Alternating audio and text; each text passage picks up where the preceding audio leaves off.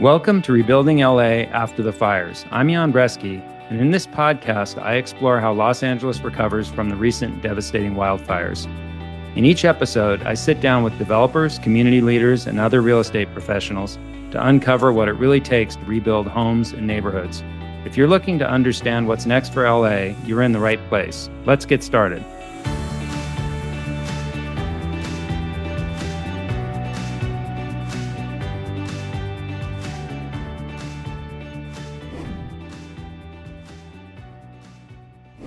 This is Jan Bresky. I'm excited to have our guest today, Randy Balik from OFRS Inc., which is an environmental contracting firm that has been involved in the fire zones. And Randy, welcome. Thanks for joining us. Thank you for having me on. Looking forward to it. So for starters, I'd love to hear a little bit about your career and how you got into the role that you're in. Sure. So I have a degree in environmental science from the University of Pennsylvania. As a kid, I was a bit of an idealist, thinking I wanted to do things to clean up the world. As I got into university, I tried a bunch of other educational paths and always came back to the environmental science path. And so it felt right at the time and really did lead me to the career that I have now. So I'm one of those that actually has put my degree to use. What types of projects you've worked on during the course of your career? Sure. Most of my career has been spent remediating and reclaiming industrial and commercial sites in preparation for redevelopment. And these include oil refineries, chemical plants, other large industrial processing facilities, power plants, and upstream oil fields. And in fact, my current company specialized for many years in upstream oil field reclamation. And there's a lot of that around Southern California, and there's a lot of existing oil fields still sort of in various pockets of the city, if you know where to look, right? That's correct. In fact, there's a higher concentration of oil production and oil fields here in the LA Orange County Basin than some of the more prominently known areas of the country. Interesting. So tell us a little bit about your firm and what has your firm's involvement been in the fire zones since the fires took place? Sure. So OFRS, which was originally incorporated in 2014 as Oil Field Restoration Services, as the name would imply, really focused on upstream oil field reclamation, as I mentioned earlier. We shortened our name to OFRS, as we branched out into other areas. We typically do not get involved in residential properties. We focus primarily on industrial and commercial properties. But given the scope of the fire disasters in the Palisades and Eaton zones, we looked at jumping in. I have some experience from the Tubbs fire zone in 2017 in Santa Rosa. So we've been looking at fire, disaster area cleanups for quite a while. And here's one, right in our backyard. Ultimately, we got involved because one of our clients lost his home, and he shares an environmental consulting firm that we work with on a pretty routine basis. And we got together and decided we wanted to create a private debris removal program that was far more comprehensive than the Army Corps was providing. And so that's how we got into this firework. Residential cleanup is not something that we typically do. But given the scope and scale of this, given the location, and given our expertise, it made sense for us to jump in. Okay. And the environmental cleanup and environmental issues are top of mind for many, many people, especially those that are considering rebuilding and moving back into the fire zone soon. What is happening on the environmental remediation? You mentioned the Army Corps. Can you just explain for both fire zones what's actually been going on since the fires, and then maybe segue into what your firm is doing that's beyond that? Sure. So the Army Corps program, the federal program that property owners had to opt into, and most did, included ash and debris removal of the primary structure, any other ash and debris removal around the property. Typically, the foundation of the primary structure would be removed as well. There would be a soil scrape around that footprint of that foundation, and a soil scrape around, what they call the ash, the ash zone around that property. But they were leaving in landscaped areas, lawns, back patios, garage slabs, driveway slabs, things like that were all left in place, and there was no environmental testing being done upon completion of their work. And that's generally what the Army Corps program, has been doing. Where we differ is we developed a program that really looked at each property as a potentially contaminated environmental site, as we would with an industrial or commercial property, which means we would come in and help the property owners with their permitting process all the way through ash and debris removal. We would do all remaining demolition. We would remove all foundations of all structures, even pools and jacuzzis if they wanted them out. Then we would do a site-wide 6-inch soil scrape, after which we would go and sample the soil. And if there was any remediation that was required to meet residential building standards, we would go and do that. And then we would give the property owners a final report, just like an environmental closeout report. So that's really how our program and the Army Corps program differed. To summarize, the main difference from the environmental standpoint is the properties that we have addressed have all had environmental sampling and remediation if necessary. The properties that the Army Corps has addressed have had no environmental sampling unless the property owners went out and secured that on their own. Got it. Okay, great. So is the Army Corps also doing, where they do a soil scrape, is it also a 6-inch soil scrape? Is that sort of the established standard? Yeah, it's 3 to 6 inches. I think officially they were saying 6 inches, but that seems to be the standard. Okay. And it's only in what they'd call the ash footprint, not in the surrounding property. And so you're doing a soil scrape across the entire property. You're also doing removing foundations that would not have been removed necessarily by the Army Corps. Are they removing any foundations in the Army Corps program? Yes, they're removing the foundation of the primary structure. But not going beyond that. I see. Yeah, in most cases they're not. The interesting thing is they use so many different, they have their prime contractor, and then they have so many different subcontractors underneath. It does seem like, given the scope of this, and it's understandable, with thousands and thousands of properties, not every property looks the same when the Army Corps is done. But by and large, generally speaking, driveways are left in place, back patios are left in place, garage slabs are left in place, primary structure foundation is removed, and that ash footprint is what they were focusing on. Got it. And so what are the environmental issues that people are concerned about and need to take seriously? What is it that I've heard about asbestos? I've heard about heavy metals. Walk us through what are these environmental issues? Sure. So you touched on two that I'm going to separate here. We're going to take asbestos as a separate discussion. But heavy metals and other toxins are of great concern. If you think about what you have in your home, there's, you just have a lot of materials that when they burn, release, chemicals into the air and into the ground. And so, there are residual chemicals, toxins that come from the home itself, toxins that are really created by the fire, that are then potentially left on these properties that are blown by smoke, onto other properties. And so there is certainly a concern, and we have seen higher than 50% of the properties we've addressed after our soil scrape have had residual contamination issues. Let's talk about asbestos for a minute. Asbestos is, it's really part of the discussion that has not seemed to have gotten as much airtime as the other toxins. It's interesting because the Army Corps program, the opt-in program, was treating asbestos differently than how the private contractors had to treat it. Now, they'll tell you that's not true, and the AQMD will tell you that's not true, but I can tell you it is true. And it's, it is virtually impossible to find every speck of asbestos that comes from an older home that burns to the ground and the material is blown by the wind. And so it was really a monumental task. And I certainly don't think that they're ever going to get all of the asbestos, but there was certainly asbestos that was in the ash and debris that was removed, from my perspective, improperly, disposed of improperly. And, whether or not we'll get the full truth on that, I really can't say. And I've also heard people mention arsenic. Is that, am I making that up, or is that right? Yeah. One of the issues. Well, let's talk about the typical contaminants you're finding in the fire zones. You have what we are testing for are total petroleum hydrocarbons, volatile organic compounds, a whole suite of metals, which includes lead, arsenic, chromium, and then contaminants called polycyclic aromatic hydrocarbons, or PAHs, and dioxins. Those are sort of the primary things we're looking for. Total petroleum hydrocarbons and VOCs, for the most part, burned up in the fire. We're not seeing much of that, nor did we expect to, but we still test for it.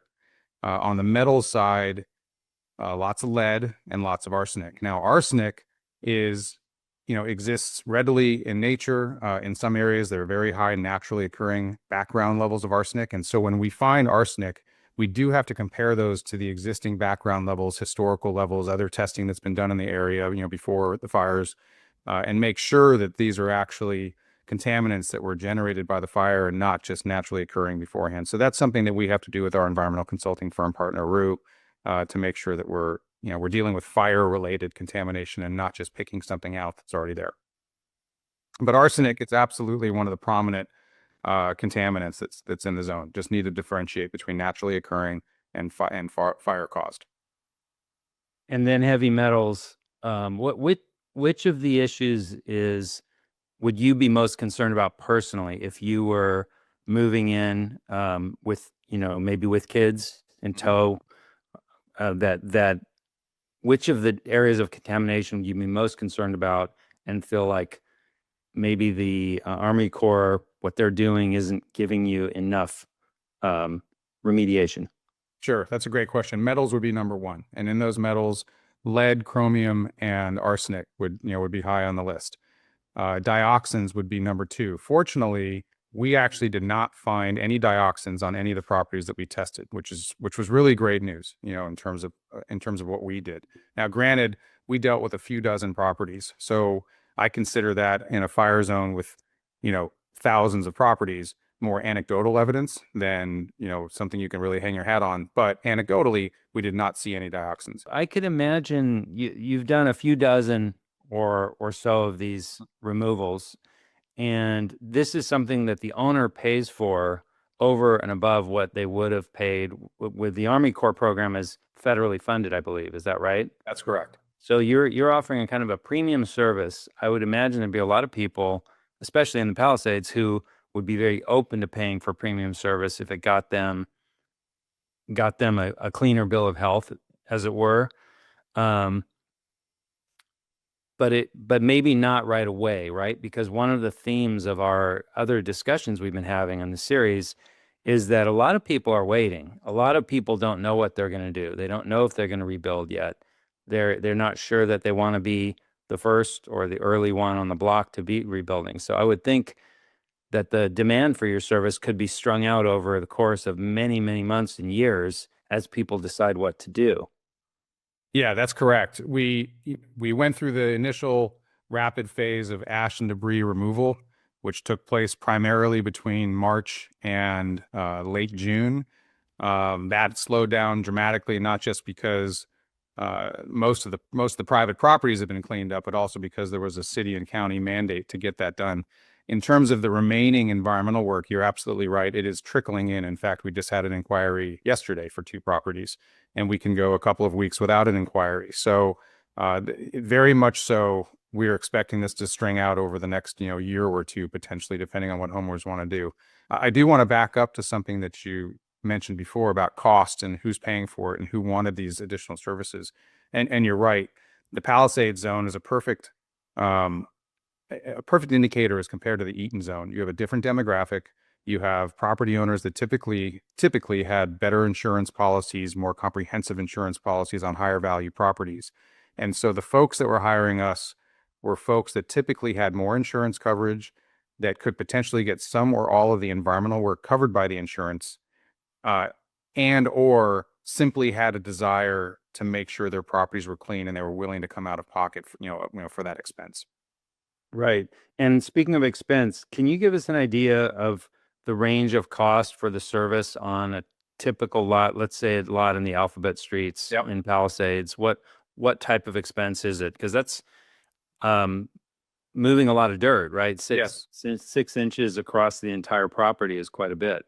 Yeah. So remember that on the properties that we dealt with during the ash and debris removal phase, that 6 inches of dirt was being removed with that phase. And we were mixing that dirt in with the ash and debris, and it was going out as manifested, waste with the classification things like that. And so I'll break down sort of what the Alphabet Street home pricing looked like going back to that phase all the way through environmental closure. The typical Alphabet Street house, excluding a pool, to do the demolition and scrape was about $100,000. That included about $10,000 to $15,000 of environmental soil sampling and the final report. So that was all wrapped into that initial, call it $100,000 to $110,000 for the typical Alphabet Street house.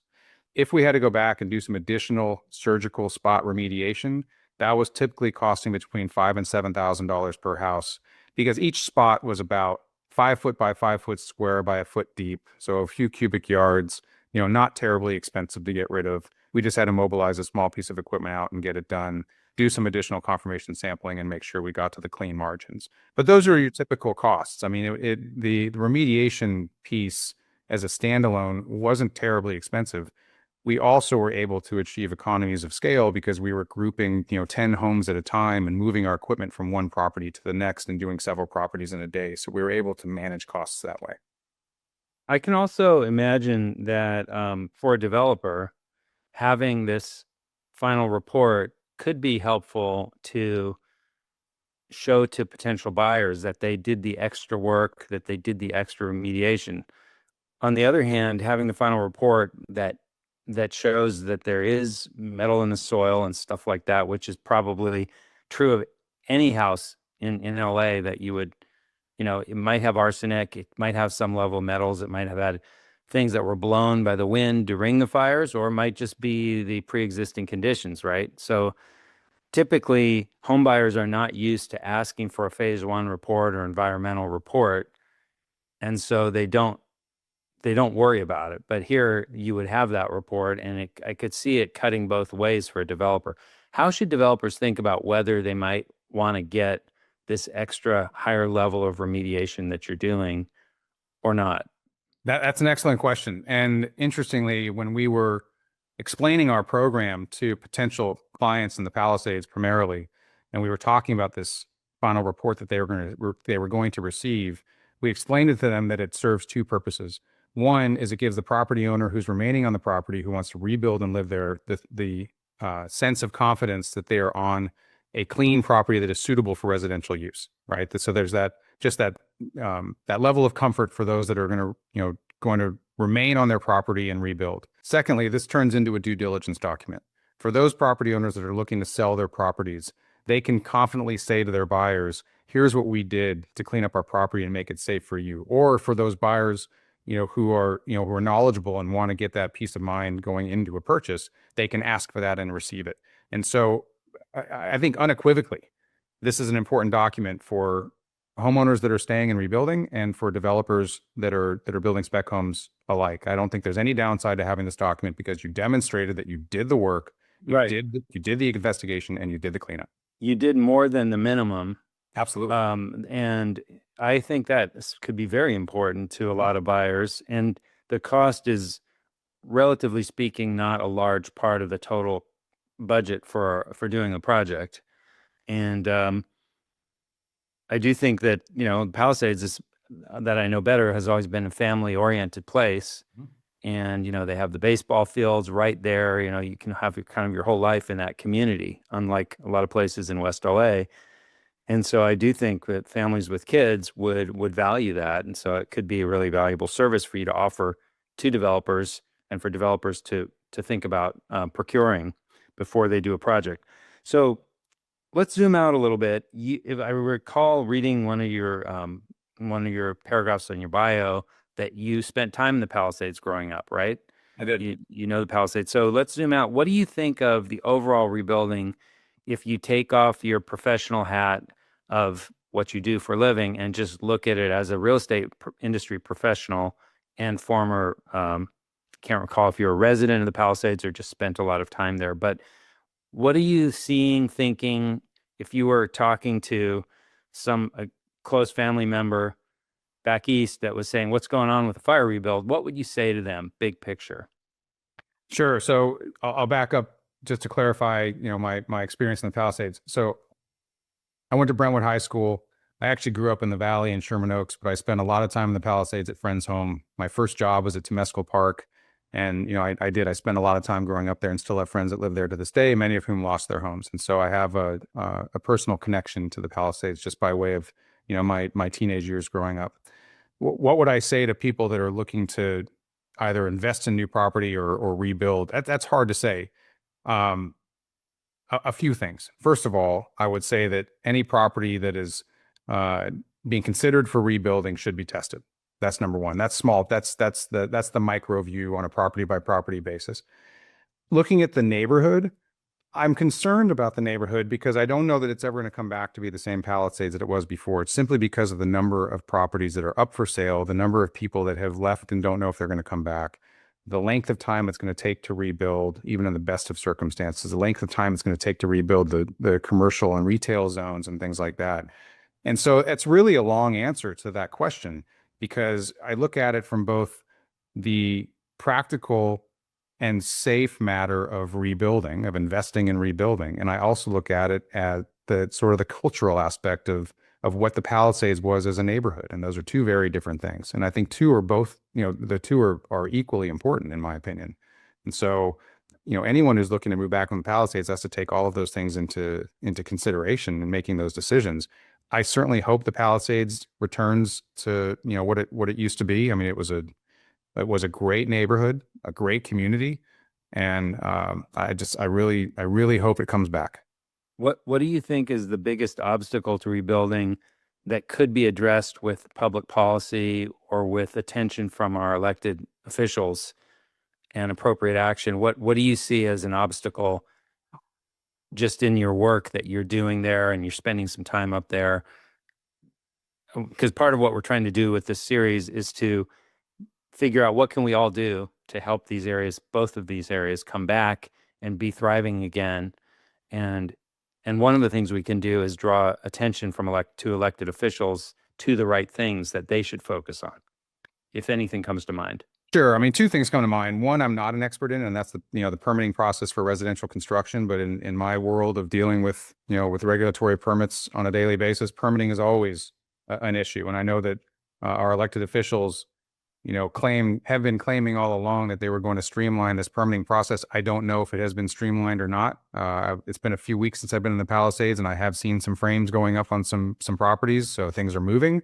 But I don't know how quickly those things are moving. And I'm talking about Palisades proper because there's a whole other issue along the coastal area of Pacific Coast Highway into Malibu.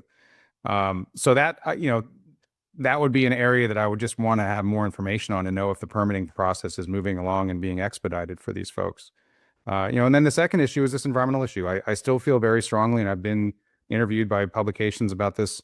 I feel very strongly that there needs to be more environmental testing in the neighborhood to make sure it's safe for everybody. I will say that the levels of contamination that we have found on this greater than 50%, close to 60% of the properties that we scraped were not particularly high, but they were still higher than residential, safe residential standards. And those standards are there for a reason. And so those are the two areas that I believe need to be looked at: permitting and environmental safety. Let me ask to clarify, if you did a similar set of tests on a house in Mar Vista, let's say, or Hermosa Beach, would you also find levels that are above the residential recommended safety level? Is that a kind of an inherent condition of this region, or is that specific to the Palisades, do you think? That's a good question. And again, I go back to what we talked about before with arsenic, for example. Arsenic is a big background contaminant. And so would we find arsenic in other areas in LA? Absolutely, we would, just as an example. Your other question is an interesting one. If you went and tested every residential property around LA, would you find things that are above residential screening levels? I would venture to guess that in some cases you might find something here and there, on some limited basis. But by and large, no. Will you find more in the fire zones? I believe absolutely. I see. So that speaks to maybe a heavier message, which is that these areas could be quite different for a long, long time. If the residents that were there or that could live, almost anywhere they want in the LA area, and they probably can in many cases. Not everyone, of course, but in the Palisades, those people who can choose, they're probably not going to choose to be in an area that has known higher levels of these potentially dangerous metals and other things. And that suggests maybe it will be more vacant than filled in for quite some time to come. I think it is going to cause a delay in the neighborhood filling back in. I do believe that. I also believe that some of the concern may be a little bit overblown. I mean, I'm talking about it as though as if there was a concern, because there is absolutely a concern to health and safety with this. But at the same time, as I mentioned, with the 60% of the properties that we worked on and tested, the levels were not extraordinarily high to the point where alarm bells are going off and it's immediately toxic and dangerous to everyone. There's just things that needed to be addressed. So I think that there's a middle ground that needs to be found, but part of that middle ground is more testing. RU, for example, and I think this just became public information, they did go out for the county, and they tested all kinds of properties in both fire zones. So there is now more background information available, and so that's good. But I think that the city, county, state, and federal, all the way up to federal government, I believe, did a bit of a disservice to the residents by not doing some more testing to see what's really out there. We reached the end of our interview, but Randy, it's been a great pleasure. Is there anything else that you want to add for our audience, which is real estate professionals, investors, homeowners, and public? Hopefully we'll have more and more people that are in the public sector that are involved in this as well listening. Anything else you'd like to share that we haven't covered so far? No, I think I just want to summarize that, as I said, I really do hope the Palisades comes back, and to come back, that's going to take some smart decisions by both existing property owners rebuilding and developers coming in. And I would just say, don't be afraid of it. Spend a little bit of money, make sure you know what's there, be safe about it, and let's move forward. I believe the Palisades can come back very strong if people make the right decisions, and that includes our public agencies, supporting the effort. Well said. Randy Balik, thank you so much. We really appreciate having you. Thank you, Jan. Appreciate it. Thanks for listening to Rebuilding LA After the Fires. If you found this episode helpful, please share it with a friend or neighbor who might benefit. Be sure to check the show notes for links and resources I mentioned today. And join me next time for more important insights into LA's rebuilding efforts.